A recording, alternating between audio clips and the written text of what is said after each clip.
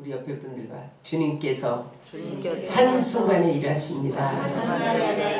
저는 오늘 이사야 66장 7절로 14절의 말씀을 본문으로 해서 하루아침에 한순간에 일하시는 하나님, 이와 같은 제목을 가지고 은혜를 나누겠습니다. 여러분, 우리가 인생을 사노라면 아무리 애쓰고 힘써도 내 힘으로 할 수 없는 일을 만날 때가 있어요. 기도해도 문제가 해결될 기미가 보이지 않고 끝이 보이지 않아서 암담한 상황을 만날 때가 있어요. 하나님이 살아계시긴 살아계신가? 그런 의문이 들 때도 있어요. 그러나 여러분, 응답받지 못한다고 해서 낙심하지 말아야 됩니다. 기도를 포기하지 말아야 됩니다. 왜냐하면 하나님은 때가 차면 한순간에 역사하시기 때문입니다. 따라하세요. 하나님은 하루아침에 역사하신다. 하나님은 한순간에 일하신다. 하나님은 지금도 역사하신다. 사람들은 종종 인생을 동굴과 터널에 비유하곤 합니다. 여러분, 세계에서 최장의 해저 터널이 어딘지 아세요? 영국과 프랑스를 잇는 채널 터널이에요. 그 다음에 세계에서 그 길이가 아주 최장인 동굴은 조지아주에 있는 크루베리 케이브입니다. 저기 사진에 보이는 게 최장의 동굴 조지아에 있는 크루베리 케이브고, 그 다음에 또 저게 영국과 프랑스를 잇는 해저 터널, 이름이 채널 터널이에요. 그런데 여러분, 동굴과 채널의 공통점은 뭐냐면 그 안이 어둡다는 거예요. 그러나 차이점은 뭐냐? 얼마나 기냐? 얼마나 깊으냐? 이런 것이 아니라 끝이 보이느냐, 끝이 보이지 않느냐, 의 차이입니다. 동굴은 입구는 있는데 출구가 없어요. 아무리 들어가도 막혀서 빠져나갈 길이 보이지 않아요. 갈수록 어두운 분이에요. 그런데 여러분, 터널은 아무리 길고 끝이 보이지 않아도 언젠가는 출구가 보여서 환한 빛이 비치는 것을 믿으시기 바랍니다. 제가 어느 날 잘 모르는 터널을 들어갔어요. 근데 나는 우리나라에 그렇게 긴 터널이 있는 줄 몰랐어요. 가도 끝이 안 나오는 거야. 그러니까 그 터널 중간중간에 졸지 말라고 막 스피커로 졸지 말라고 막 깨우더라고요. 그 다음에 또 한참 가다 보니까 막 음악을 틀어놔 깨라고. 또 한참 가다 보니까 두려워하지 말라고. 그렇게 긴 터널이 있었어요. 근데 어느새 야, 이거 끝이 보이지 않으니까 마음이 두려워지더라고요. 막 공포감이 드는 거예요. 그래서 막 초보 운전자처럼 바들바들 떨면서 확 달려가는데 어디쯤 가니까 갑자기 저쪽에 빛이 쫙 비치는 거예요. 끝이 보이는 거예요. 그런데 그때 살았다. 그러면서 공포가 탁 떠나더라고요. 여러분, 우리의 문제는 우리에게 다가오는 환난이나 어려움이 문제가 아니에요. 그 환난과 어려움을 어떤 사람은 동굴로 대할 수가 있고 어떤 사람은 터널로 대한다는 거예요. 그래서 여러분, 인생을 동굴처럼 사는 사람은 늘 낙심하고 절망하고 좌절하고 주저앉죠. 끝이 안 보이니까. 그런데 인생을 터널처럼 사는 사람은 어떤 환경이 들이닥친다 해도 희망을 잃지 않게 됩니다. 그래서 여러분은 하나님의 자녀이기 때문에 동굴을 선택하면 안 돼요. 터널을 선택하시기를 주의 이름으로 축원합니다. 그런데 운전하다가 저 끝에 빛이 비춰오더니 환한 바깥 세상이 나타나는 것처럼 여러분 우리 인생에도 계속되는 어두운 터널 같지만 결국에는 하나님이 빛을 비춰주십니다. 그 빛을 비출 때 하루아침에 걱정 의심이 물러가는 거예요. 공포가 두려움이 떠나가는 거예요. 해결되지 않던 문제가 하루아침에 해결되는 거예요. 성경에 보면 하나님의 역사를 묘사할 때 자주 등장하는 부사가 있는데 그게 뭐냐면 호련이에요. 호련이. 이거 영어로 말하면 suddenly, 갑자기 그런 뜻이거든요. 오늘 본문의 언어로 하자면 하루아침에 나라가 탄생하는 거예요. 한순간에 민족이 생성되는 역사를 주님이 행하시는 거예요. 또 요즘에 서프라이즈 이런 말을 많이 써요. 그게 뭐냐면 전혀 예측하지도 못한 그런 시간과 장소에서 깜짝 놀랄 일이 벌어진다는 거예요. 그래서 어떤 사람이 전혀 예측하지 못했는데 생일을 축하해 준다든지 그런 걸 서프라이즈라고 하잖아요. 여러분 성경에 놀라운 일들은 모두 갑자기 일어났어요. 아브라함을 보면 여러분 사라가 단산했어요. 경수가 끊어졌어요. 태가 죽은 것처럼 돼서 생산할 수 없어요. 아브라함의 나이가 100세예요. 그런데 어느 날 천사가 나타나서 내년 이맘때 사라에게 아들이 있으리라 갑자기 나타나서 말했는데 바로 1년 후 그맘때에 이삭이 태어난 것을 믿으시기 바랍니다. 또 엘리야가 엘리사와 함께 길을 걷고 있었는데 갑자기 하늘에서 불수레와 불말이 내려와서 엘리야를 태우고 승천했어요. 여러분 엘리야가 갑자기 승천한 것은 주님이 다시 오실 때 공중재림을 의미합니다.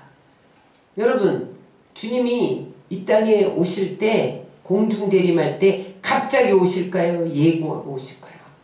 갑자기 오십니다. 마가복음 13장 35절 36절 다 같이 읽겠습니다. 그러므로 깨어있으라. 집주인이 언제 올는지 혹 저물 때 일는지 밤중 일는지 닭울 때 일는지 새벽 일는지 너희가 알지 못함이라. 그가 호련히 갑자기 와서 너희가 자는 것을 보지 않도록 하라.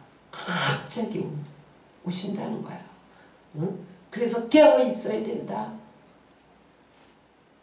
그분이 와서 너 자는 것을 보는 사람은 못 올라간다 이 말이에요.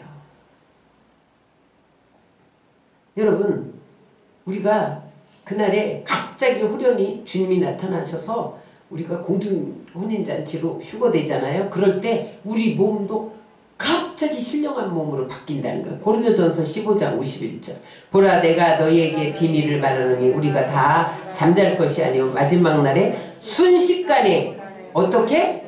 호련히 다 변화되리. 여러분 이 세상에 예수님이 탄생하실 때도 갑자기 오셨어요.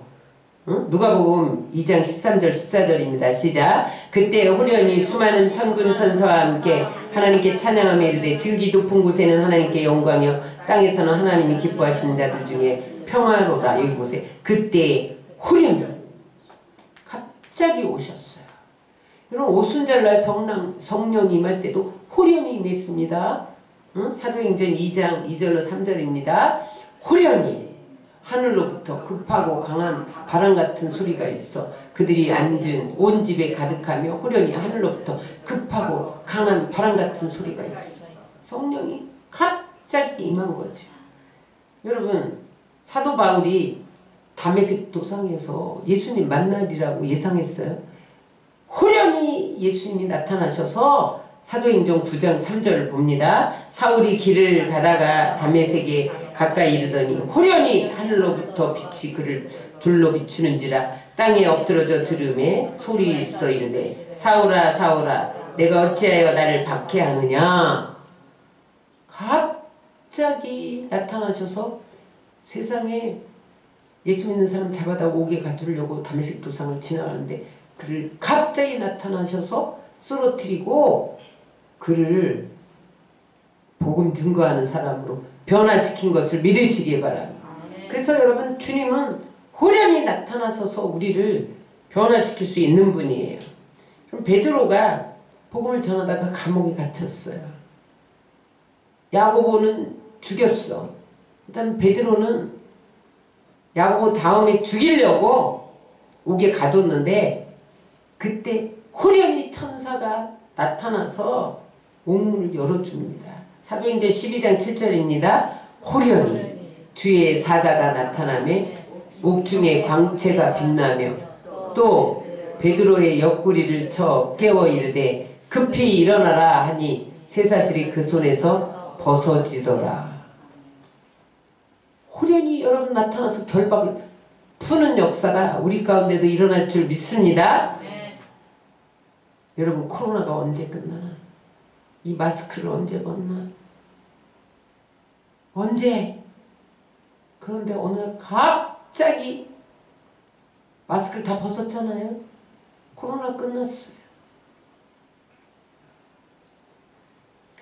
여러분, 하나님이 하는 일은 늘 점진적으로 나타나지 않습니다. 사랑의 열매가 오래 참음이지만 하나님은요 천천히 점진적으로 역사하기도 하지만 하루아침에 한순간에 호련히 갑자기 나타나셔서 역사하시고. 그래서 여러분, 우리는 인간의 한계를 뛰어넘어서 갑자기 일하시는 하나님을 바라보고 나아가야 함을 믿으시기 바랍니다. 오늘 본문 배경은 이스라엘 백성이 불의를 행하고 형식적으로 신앙생활하고 위선적으로 신앙생활을 하다가 바벨론 포로로 끌려갑니다. 그들은 양다리 걸치기 했어요. 한 발은 성전에, 한 발은 세상에. 그렇게 걸치기 하다가 나에게 조금이라도 유익이 된다. 그러면 하나님을 밀치고 자기 유익을 따랐어요. 그러니까 하나님이 수많은 선지자를 통해서 돌아와 내가 성전이 없어서 너희들에게 성전을 받겠느냐? 하늘 보좌와 발등상이가 다 내 성전이다. 너희들이 나에게 성전 지어서 드릴 생각하지 말고 위선적이고 형식적인 양다리 걸치기, 자기중심적인 것, 나에게 요만한 유익만 있으면 하나님을 밀쳐내는 그 신앙을 뿌리 뽑고 돌아와. 그렇게 외쳤는데 듣지 않았어요. 그러니까 하나님이 바벨론 포로로 끌려가서 노예로 전락시킵니다. 나라를 빼앗아 버려요. 성전에 하나님이 계시리라고 절대 무너지지 않는다고 그렇게 여겼던 그들의 그런 믿음을 깨버리고 형식적인 신앙, 위선적인 신앙을 가지고 있는 그곳에 나는 없다. 거긴 성전이 아니야. 거기는 건물이야. 깨부숴. 바벨론 침공시켜서 잿더미로 만들어버립니다. 그런데 어느 날 절망에 처해서 이 백성들이 우리는 영원히 노예로 살아야 하나? 그러면서 하나님과 관계 속에 잘못된 것들을 회개하고 부르짖는 어느 날 이사야에게 하나님이 나타나셔서 내가 하루에 민족을 세우리라, 한순간에 나라를 세우리라, 회복의 메시지를 주신 거예요. 이사야 66장 7절로 14절에 우리 7절로 10절까지 읽겠습니다. 시작. 시온은 진통하기 전에 해산하며 고통을 당하기 전에 나말을 낳았으니 이러한 일을 들은 자가 누구이며 이러한 일을 본 자가 누구이냐. 나라가 어찌 하루에 생기겠으며 민족이 어찌 하루에 태어나겠느냐. 그러나 시온은 진통하는 즉시 그 아들을 순산하였도다. 여호와께서 이르시되 내가 아이를 갖도록 하였은즉 해산하게 하지 아니하겠느냐. 네 하나님이 이르시되 나는 해산하게 하는 여인인즉 어찌 태를 닫겠느냐 하시니. 이게 무슨 말이냐면, 여러분, 어떤 여인이 아이를 낳는데 진통 없이 해산의 고통 없이 아이를 낳았다는 말을 들어본 적 있나요? 없죠? 오늘 주님이 반문하시는 거야, 백성들에게. 진통 없이 아이를 낳는 여인을 보았느냐? 하루아침에 한 민족이 생길 수가 있느냐? 하루아침에 한 나라가 생길 수가 있느냐? 이렇게 물어보는 거예요. 여러분, 생길 수 있어요, 없어요? 없지요. 그런데 하나님은 오늘 이사야 선지자를 통해서 나는 두 가지를 동시에 다 할 수 있어. 진통하지 않고 해산의 고통을 겪지 않고 아이를 낳을 수 있어. 그리고 그 아이가 하루아침에 민족을 형성하고 나라를 만들 수 있어. 여러분, 어떻게 가능합니까? 하나님은 천지를 창조하신 하나님께이기 때문에 불가능이 없습니다. 하나님은요, 아무것도 없는 무에서 유를 창조하신 분이 여러분 진통 없이 아이를 못 낳겠어요? 한순간에 나라를 못 세우겠어요? 한순간에 민족을 못 세우겠어요? 사람은 할 수 없을 때 하나님은 다 할 수 있는 것을 믿으시기 바랍니다. 그렇게 이사야 선지자를 통해서 말씀하시더니 이게 실제 역사 속에서 현실로 다가왔어요. 어느 날 이스라엘 백성들이 예배 드릴 수 없어서 그발강가에 모여서, 바벨론에서 종교의 자유를 안 주잖아요. 그러니까 예루살렘에 있을 때는 비파를 수금을 타며 찬양했는데 그럴 수 없어서 비파 수금을 포도나무까지 걸어두고, 하나님이 예배 드릴 수 있는 성전 주셨을 때 예배 드릴 걸, 예배할 수 있는 시간 주셨을 때, 자유 주셨을 때 예배 드릴 걸, 우리는 비파가 있어도 수금이 있어도 찬양할 수도 없고 예배할 수도 없도다 그러면서 울었어요.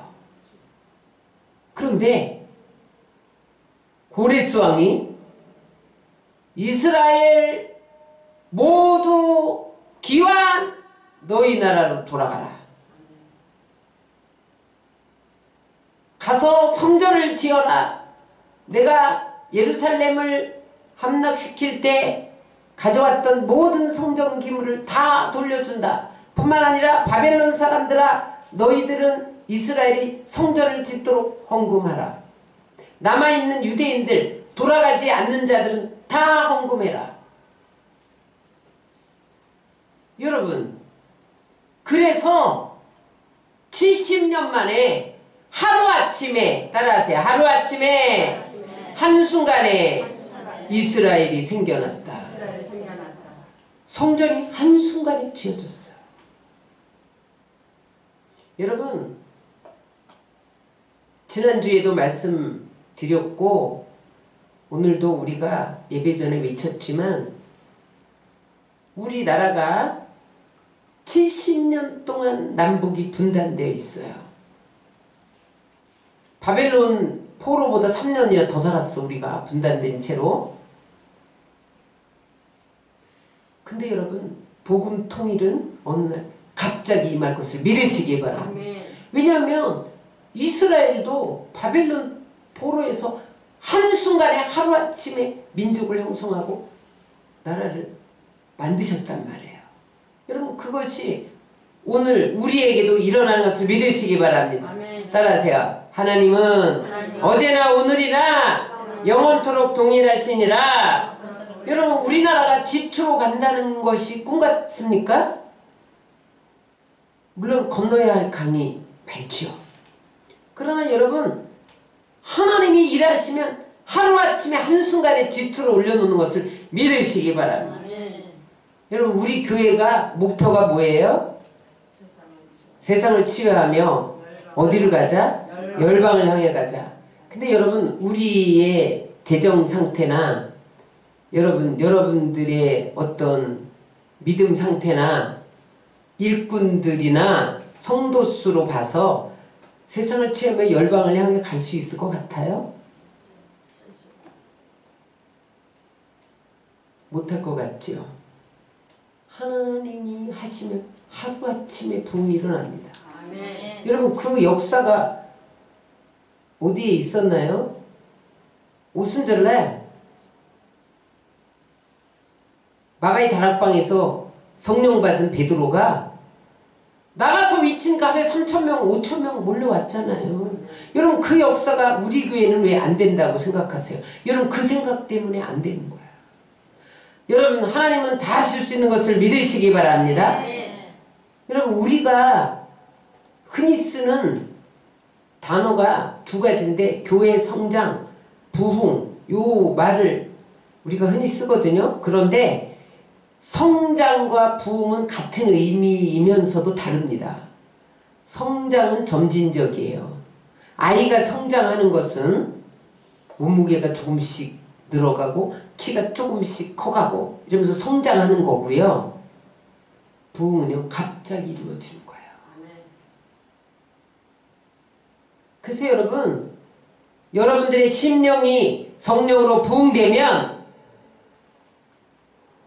여러분 순식간에 양적인 부흥도 일어나요. 그러기 전에 내적인 부흥이 먼저 일어나야 돼요. 제가 요즘에 기도하는데 하나님이, 여러분, 우리는 늘 콩나물 시루에 물을 부으면 다 빠져나가는 것 같아도 콩나물은 자란다. 아이고, 저 사람이 언제 변화되나, 언제 신앙이 성숙해지나, 하나님 어느 때까지니까 그렇게 절망하다가도 아이고, 하나님 콩나물 시루 물은 빠져나가도 자라겠지, 난 열심히 물 주자, 이렇게 지금 견뎌왔단 말이에요. 근데 하나님이 이 말씀을 주시면서 그렇게 기도하지 마라. 나는 급속하게 호련히 역사하는 하나님이다. 이제는 한순간에 이루어달라고 기도를 바꿔라. 하루아침에 부흥이 오기를 기도해라. 하나님 저에게 이렇게 말씀하셨어요. 너희 나라가 한순간에 지투로 갈 것이고 한순간에 북한이 열릴 것이고 선교한국 제사장 나라로 사용되어져야 되는데 지금 콩나물 시루에 물 주면 자라겠지, 언제 그렇게 기도하겠냐. 하루아침에 3,000명 5,000명이 몰려오도록 기도해라. 그렇게 말씀하셨어요. 여러분, 오늘부터 기도하시기 바랍니다. 하루아침에 부흥을 주소서, 한순간에 부흥을 주소서, 호련히 비추소서. 여러분, 이런 기대와 소원을 갖는 게 절대로 잘못된 거 아니에요. 탐욕 아니에요. 응? 사도행전 2장에 베드로가 말씀을 전하니까 사람들이 예수님이 십자가에 못 박힐 때 같이 아우성 치던 백성들이 못 박으소서 못 박으소서 외치던 자들이 너희가 예수를 십자가에 못 박았다 회개하라. 그러니까 막 가슴을 치면서 어찌할꼬 뒤집어지고 회개하면서 돌아왔잖아요. 응? 여러분, 그때 예수를 믿으면요, 직업 박탈당했어. 경제권 박탈당했어.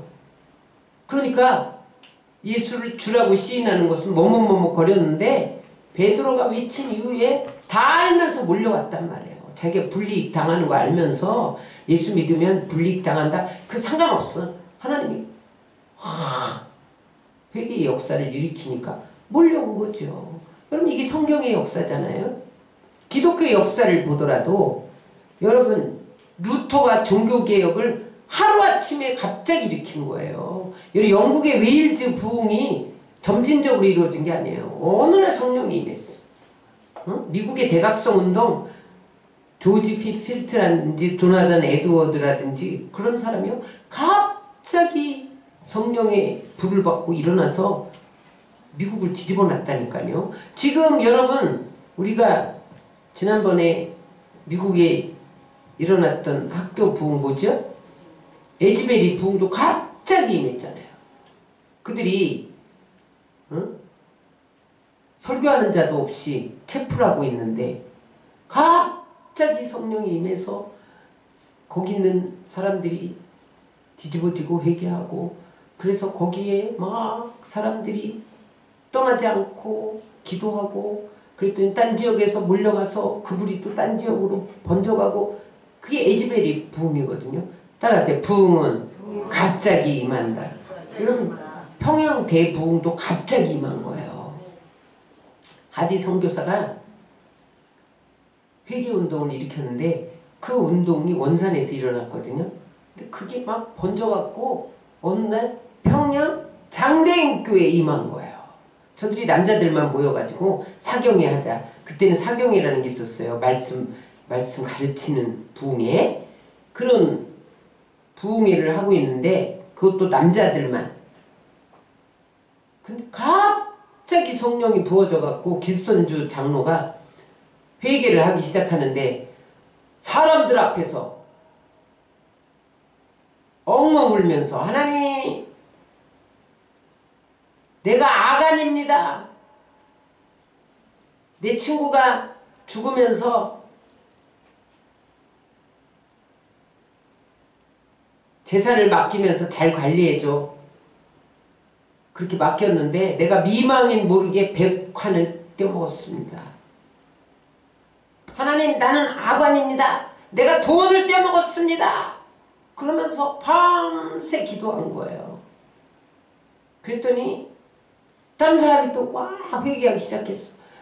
하나님 나는 전쟁통에 나 살려고 아이를 얻고 내려오다가 나 살려고 아이를 버렸습니다. 그런 죄들을 막 회개하기 시작했는데 그게요 밤새도 안 가는 거예요. 몇 날이 거듭된 거예요.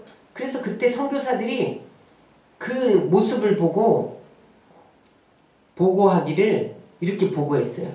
그날 밤에 하나님께서 애통하는 흐느낌 소리와 함께 평양에 오셨다. 마치 지붕이 날아가 버리고 하나님의 성령이 눈사태처럼 우리 위에 무겁게 내렸다. 우리는 각각 갈라져서 강단에서 내려와 가장 애통해하고 번민하는 사람들을 붙잡아주고 마룻바닥에 엎든 사람들을 일으켜 앉혀주면서 걱정 마세요. 하나님께서 당신의 죄를 용서해 주실 것입니다. 라고 했다. 이게 외국 선교사들이 그 광경을 보고 자기 나라에 선교보고 한 거예요. 성령의 불이 얼마나 뜨겁게 성령의 바람이 불었는지 장대은 교회 기와장이 들썩들썩했대. 그 정도로 임했더니 나중에 부흥이 일어나서 어떻게 됐습니까? 감옥이 문을 닫았어. 죄 짓는 사람들이 성령의 불 받고 죄를 안 지니까 감옥이 필요 없잖아요. 술주정꾼, 도박꾼, 알코올 중독자, 사기꾼, 돈 떼먹은 사람 다 회개하고 엎어지니까 감옥이 필요 없었어. 술을 안 먹으니까 술집이 다 문을 닫았어요. 이게 부흥이에요, 여러분. 폭발적인 부흥. 예측하지 못한 부흥.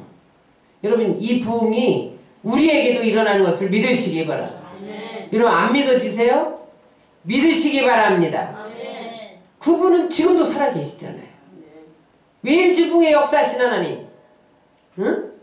미국 대각성 운동에 조나단 에드워드에게 임했던 성령의 역사, 평양 대붕에 역사했던 성령은 지금도 역사하시잖아요. 부흥은 일어나는 거예요. 어떻게 그런 일이 있을까? 성령이 개입하면 일어나는 거야. 그래서 여러분, 우리는 우리의 방법과 우리의 계산을 뛰어넘어서 역사한 하나님께 온전히 맡기고 나가야 돼요. 그런데 기억할 게 있어요. 그런데 갑자기 하나님이 역사하셨으니까 얼마나 신나요. 여러분, 해결될 수 없는 문제가 갑자기 해결됐어요. 안 되던 사업이 하루아침에 뻥 뚫렸어. 막혔던 길이 하루아침에 열렸어. 좋아요, 안 좋아요? 그런 일만 일어났으면 좋겠죠. 그런데 기억할 게 있어요.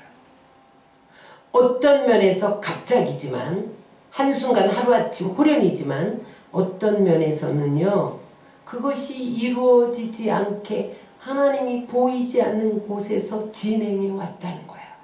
인간 편에서는 그것이 갑자기처럼 보이지만 하나님 편에서는 오랫동안 준비시켰다는 거예요. 아브라함이 아유,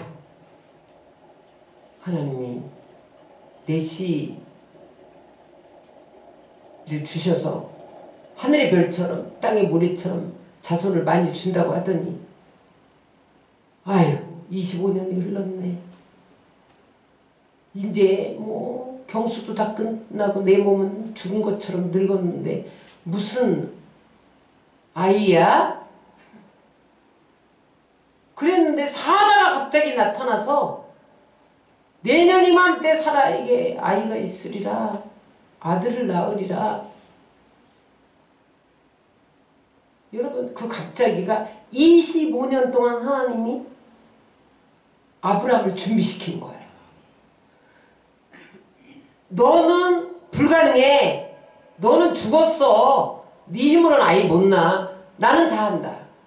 그걸 보여주기 위해서 하나님이 25년을 기다리게 하신 거야. 오순절 마가의 다락방에 하루아침에 여러분 급하고 강한 바람처럼 불의 혀와 같이 갈라지는 성령이 호련히 임했지만 하나님은요, 예수님이 부활 승천할 때부터 예수님 뭐라 그랬어요? 내가 예루살렘을 떠나지 말고 내가 약속한 것을 기다려라.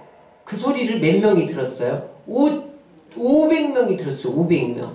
그런데 그 말을 듣고 120명만 마가이 다락방에 모여서 하나님이 약속하신 성령을 주옵소서 기도를 열흘 동안 했단 말이에요. 그러니까 예수님이 승천하시고 50일이 지나고 이거 오순절이잖아요. 또 열흘이 지났어. 60일 동안 기도했단 말이에요. 60일 동안. 여러분, 부르짖는 기도, 사모하는 기도, 성령을 주옵소서 몸부려는 기도가 있었기 때문에 갑자기 임한 거예요. 베드로가 감옥에 갇혔는데 교회에서 야고보도 죽고 우리 교회 지도자들이 다 죽으면 안 되잖아요. 교회가 기도했단 말이에요. 근데 갑자기 밤에 옥중에서 자는데 이 도망갈까봐 세겹으로 파수꾼들이 지켰잖아요. 근데 갑자기 옥문이 열리는 거예요. 보니까 천사가 와서 옆구리를 차면서 일어나. 빨리 가자. 쇠사슬에서 벗어난 거예요. 사도행전 12장 7절입니다. 시작.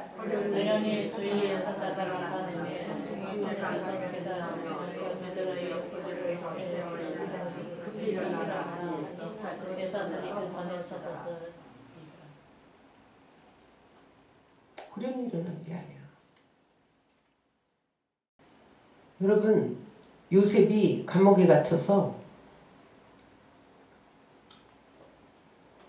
술관원장이 추록할 때 내가 꿈 해석해줬으니까 나 좀 빼줘. 빼줘. 약속하고 도장 찍었어요. 근데 2년이 되도록 안 빼주는 거예요. 근데 어느 날 갑자기 바로가 꿈을 꾼 거예요. 아무도 해석을 못해. 애굽의 술객 현인. 그때 술객 그 술관한 장이 기억하죠. 아, 요셉은 내 꿈을 해석했어. 그래서 요셉을 불러와 갑자기 국무총리가 된 거예요. 근데 여러분 갑자기 국무총리가 된 거예요? 형들에게 팔려서 보디발의 노예, 감옥 13년, 국무총리로 13년을 하나님이 준비시키고 그릇 준비되니까 여러분 국무총리 임명을 한 거예요. 그러므로 여러분 우리는 갑자기만 보면 안 돼. 그 뒤에 내가 하나님 앞에 헌신하고 기도하고 인내하고 충성한 것을 하나님이 계산해서 하나님의 때가 차면 갑자기 움직이시는 것을 믿으시기 바랍니다. 여러분 하나님은 우리를 이 땅에 보내면서 하나님이 우리에게 주신 사명이 있고 계획이 있고 약속이 있어요.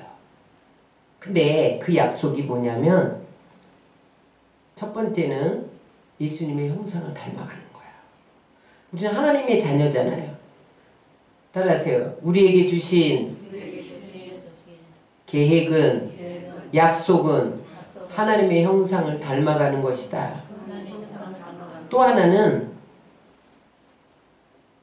주 예수 그리스도의 장성한 분량에 이르기까지 성장하는 거예요.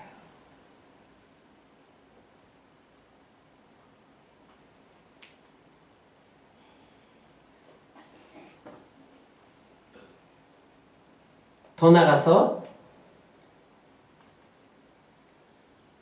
영원한 천국에 가서 주님과 함께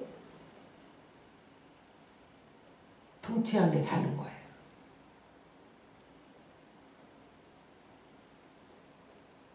그런데 여러분 이 일이 하나님이 거저 주시지 않습니다. 그 약속을 받을 만한 사람, 받을 만한 합당한 인격, 감당할 만한 그릇 만들어가는 과정을 반드시 거친다는 거예요. 어떤 사람은 꿈을 이루기 위해서 학위를 받으면 되겠다. 그래서 학위를 몇 개를 받는 사람이 있죠. 근데 여러분 도움은 되지만 그것만으로 부족해요. 어떤 사람은 기도만 하면 될 것 같고 성경만 읽으면 될 것 같고 암송하면 될 것 같은데 그것도 부족합니다. 은사 받고 기름 부음 받으면 될 것 같은데 그것 가지고 부족해요. 여러분 아세요? 여러분 다 해봤잖아요. 기도도 해봤잖아요. 말씀도 읽고 묵상하고 암송하고 공부해봤잖아요. 여러분 은사도 받았잖아요. 기름 부음도 받아봤잖아요. 근데 여러분 꿈대로 이루어지던가요? 안 이루어지죠. 부족해요. 거기에 반드시 하나님이 연단을 거치게 합니다. 그것이 고난이에요. 믿었던 사람이 하루아침에 배신하고 돌아서는 것, 이게 연단이에요. 응? 하루아침에 가정이 무너지는 것, 연단이죠. 사업이 무너지는 것, 연단이죠. 그런 것들을 통해서 하나님은 역량을 키우는 거예요. 감당할 그릇. 그런 것들을 통해서 순종하는 마음, 겸손, 그리고 그 연단 속에서 부어지는 지혜, 그런 것을 통해서 하나님을 닮아가게 하시는 거예요. 그래서 여러분, 어두운 터널을 지나듯이 우리에게 다가오는 시험과 환난을 통과하면 신학 인격이 함양됩니다. 마치 조개가 모래가 들어가면 그것이 내부에 들어오니까 그것을 이기기 위해서 여러분 액을 뿜어내요. 그 액을 뿜어내는데 고통을 하면서 액을 뿜어내요. 그런데 그게 진주가 되는 거예요. 여러분, 하나님은 우리에게 다가오는 환난과 어려움들을 통해서 우리를 진주 같은 신앙 인격으로 만들어가는 것을 믿으시기 바랍니다. 여러분, 사울이 실패한 이유는 연단 없이 왕이 된 거예요. 그랬더니 왕이 돼서 자기가 왕이야. 하나님의 왕인데 하나님은 제껴놨어. 내가 왕이야. 내 마음대로 다 해. 하나님 말씀도 다 불순종해. 그러니까 여러분, 하나님이 버리잖아요. 사울을 안 택했나요? 하나님 택했어요. 초대 왕으로 택해서 기름 부었잖아요. 기름 부음 받은 게 문제가 아니에요. 여러분들을 성도로 택했잖아요. 하나님이. 교회 다니는 게 여러분 대사가 아니에요. 하나님 버려 하나님이. 그러나 여러분, 다윗이 성공한 이유는 그가 사울에게 쫓기면서 10년 동안 연단받았다는 거예요. 왕이 된 후에도 자기 아들 압살롬이 자기를 죽이려고 칼을 들고 쫓아와. 자기 자식들끼리 간음해, 살인해. 그 속에서 여러분 깨어진 거예요. 연단되어진 거예요. 그러니까 하나님이 너는 내 마음에 합한 자. 그 연단 과정을 통해서 하나님 마음에 합한 인격으로 다듬어졌다는 거예요. 다시 빚어졌다는 거예요. 그래서 그 계보에서 메시아가 오게 하고 내 자손에서 영원히 왕위가 끊이지 아니하리라 다윗과 언약을 맺잖아요. 여러분, 아담이 왜 실패한 줄 아세요? 처음부터 어른으로 태어난 거예요. 만들어질 때 하나님이 아기로 만들었으면 연단돼서 선악과를 안 먹었을 거야. 근데 하나님 처음부터 어른으로 만들어버렸어. 연단을 안 거쳤자니까 하나님 먹지마, 선악과 따먹으면 죽는다. 근데 따먹잖아요. 연단이 없으면 그렇게 되는 거예요. 마지막 아담 예수님은 어른으로 왔어요? 아기로 왔어요?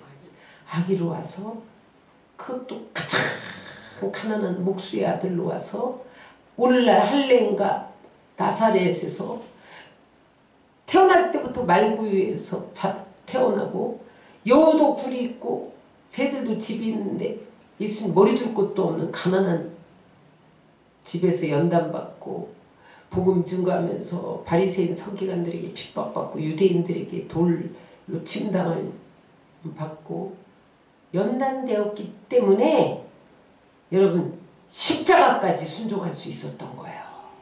그랬더니 하나님이 십자가로 그를 죽여버리고 끝냈냐? 하나님 보좌 우편에 앉으시고 모든 이름이 예수의 이름 앞에 무릎을 꿇게 하시고 온 세계를 경영하고 통치하는 왕이 된 것을 믿으시기 바랍니다. 이스라엘 백성이 하루아침에 나라로 회복된 게 아니에요. 하루아침에 바벨론 포로에서 귀환된 게 아니에요. 그들이 70년 동안 그발강가 여러 강가에서 하나님 예배 드릴 수 있을 때 예배 안 드린 거 회개합니다. 응? 성전 있을 때 예배 안 드린 거 회개합니다.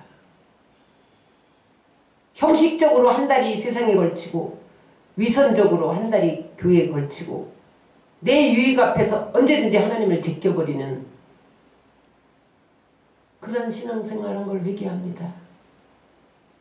그러면서 부르짖는 것을 보시고 하나님이 때가 참에 하루아침에 고레스를 통해서 바벨론 포로에서 기환이다 다 돌아가 이스라엘로.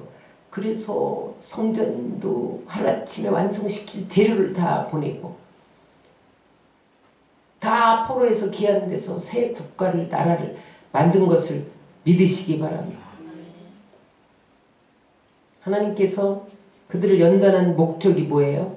인간은 여러분 죄덩어리입니다. 인간은요 쓰레기 중에 쓰레기예요. 그래서 거듭나지 않고 성령에 이끌리지 않으면요 그냥 죄에 넘어지게 돼 있어요. 응? 조금만 눈 돌리면 죄가 다 손짓을 해. 여러분 죄의 힘이 얼마나 센 줄 아세요? 나보다 더 세요. 그래서 여러분 성령의 능력이 아니면 죄의 포로가 되는 거예요. 이스라엘 백성들이 하나님 택한 선민이잖아요. 나는 너희만 사랑해. 나는 너희를 통해서 하나님 나라를 이룰 거야. 택했는데 너희 나만 바라봐. 내가 다 줄게. 가나안 땅도 줄게. 다 쫓아내고 가나안 땅도 주고 다 주셨잖아요. 근데 뭐가 부족하다고. 거기 가서 바알을 또 믿어. 거기서 바알이 비준다니까. 농사 잘되게 한다니까. 하나님은 그 위에 계신데 그게 안 보여. 눈앞의 것이 당장 보여. 거기 다 넘어가서 죄 가운데 빠진 거예요. 우상숭배. 그러니까 하나님이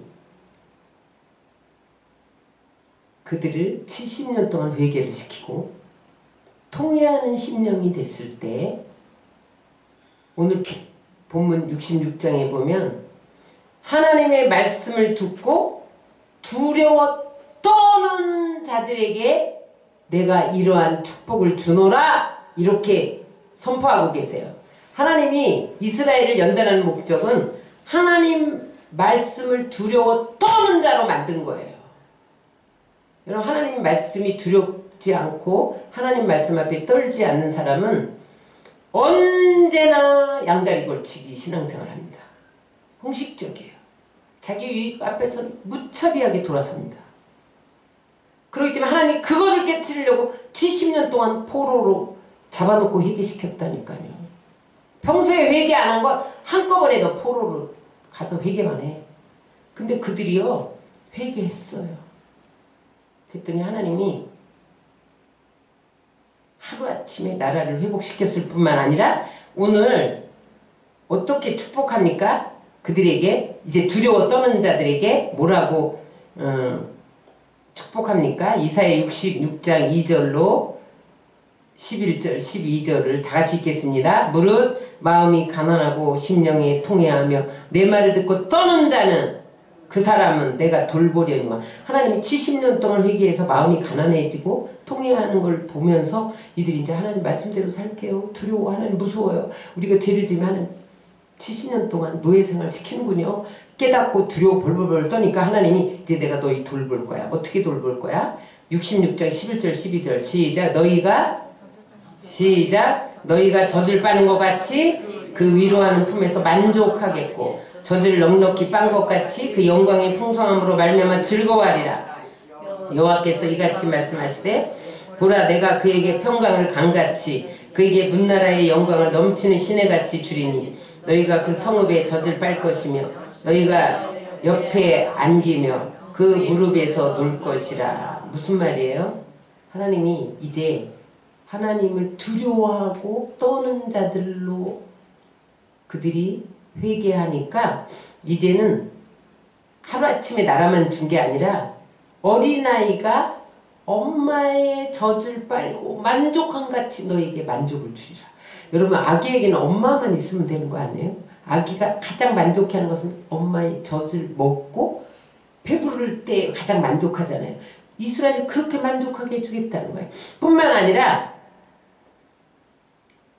평강을 강같이 영광을 넘치는 시내같이 이스라엘 높이겠다는 거예요. 여러분 이 약속대로 돼서 지금 이스라엘이 세계 모든 영광의 자리를 다 차지하고 있습니다. 가장 노벨상 많이 받은 나라 유대민족. 세계의 정, 재계, 문화, 사회 모든 것을 손에 쥐고 있는 게 유대인입니다. 약속대로 해주셨어. 말씀 정리합니다. 여러분 풀어도 풀리지 않는 문제가 있습니까? 마치 어두운 터널을 지나는 것 같이 하나님 목적이 있어요. 나를 하나님 앞에 두렵고 떨리는 사람으로 만들어 가시는 거예요.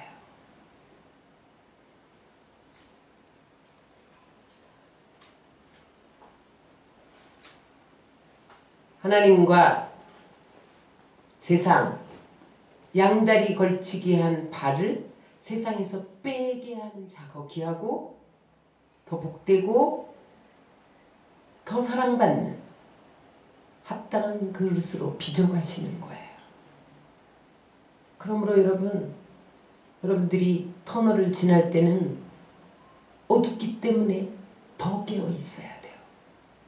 제가 말씀드렸잖아요. 긴 터널을 지나는데 발발 떨었다고. 초보 운전하는 것처럼. 아니면 사고 나겠더라고요. 안 보여.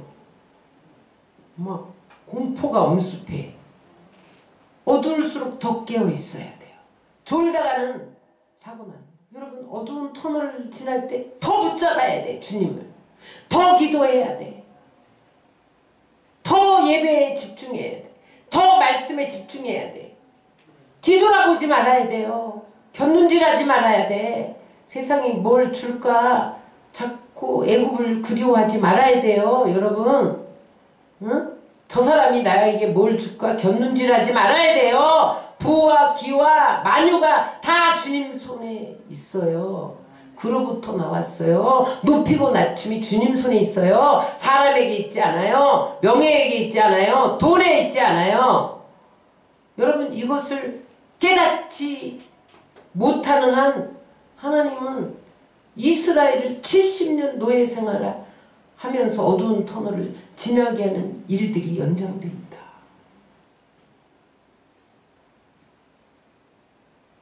그러나 낭망하지 말 것은 내가 그렇게 어두운 터널을 지나며 형식적이고 위선적인 신앙생활에서 발을 빼고 하나님 바라보는 시선을 고정시키면 하나님은 하루아침에 나라를 생겨나게 하시는 분인 것을 믿으시기 바랍니다. 여러분들이 잘 주님 손에 빚어져서 세상을 취하며 열방을 향해 가는 그런 하나님의 계획에 다 동참하시기를 주의 이름으로 축원합니다. 무엇보다도 말씀을 두려워하고 떠는 자로 업그레이드 되셔서 전 먹는 아기가 젖을 빨며 만족함 같은 삶이 여러분들 삶의 평강이 강같이 흐르는 역사가 그리고 영광이 여러분들 삶에 넘쳐나시기를 주의 이름으로 축원합니다.